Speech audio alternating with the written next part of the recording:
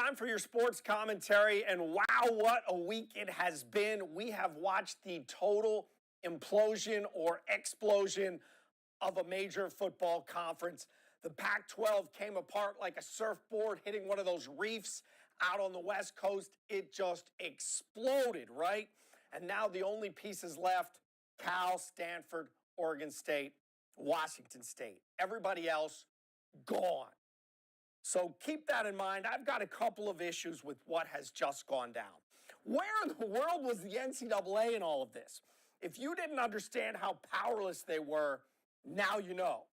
They had no control over the cannibalization of a league that dates back more than 100 years to December of 1915, when it was the Pacific Coast Conference. Now, the reason for all the defections is pretty simple. It's all about TV money. The Big Ten, the SEC, and even now the Big 12 have the TV inventory to sell for hundreds of millions of dollars. It rules all. So after USC and UCLA, it was Colorado, then Arizona, ASU, and Utah, then Oregon and Washington. And if you aren't in one of the three leagues we talked about, you aren't going to compete for long. So that in mind, the ACC's deal now with the ESPN and their partnerships or their stations that they own, the channels that they run and own, including the ACC network, now the CW they have a deal with, all that is in the spotlight in exactly what they can afford. So that said, Florida State has expressed its frustrations with the revenue gap now between the ACC and the SEC, Big Ten, and now Big 12, and they are threatening to leave. And folks, I don't need to tell you, the gap is real. The ACC's current deal, member schools received a total distribution of $39.4 million for fiscal year 2022. SEC and Big Ten schools received payouts around $49.9 and $58.8 million respectively. And those numbers, folks, are going to balloon.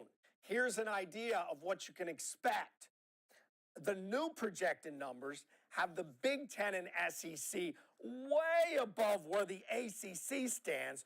The Pac-12, which is now gone, only had a $20 million deal, so you can erase that altogether. So you see now why the ACC and their members have to either make a move, expand, or somehow raise revenue, or they are about to be left in the dust.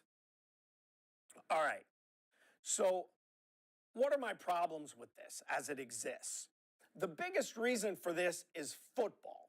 So why not strike a separate deal, a separate organization, separate leagues with just football? Okay, work that out. Make it all one big, huge super conference if you want.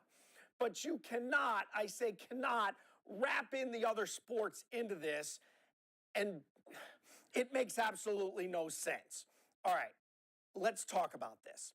The whole system is dependent on the student athlete, right? There's no reasonable way for a softball player who's going to play 50 or 60 games to be flying from West Coast to East Coast 10, 15, 20 times a season. That is not realistic. Say, okay, if you're flying from Oregon to Big Ten schools, say 10 or 15 times a semester, that is not realistic.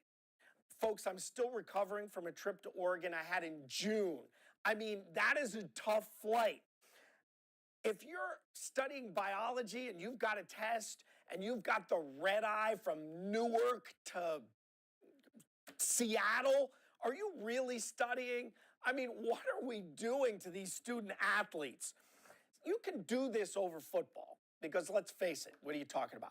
5 or 6 road trips a year, maybe 3 or 4 of those are cross country. They're on weekends, spread over 3+ months. You can do it for football.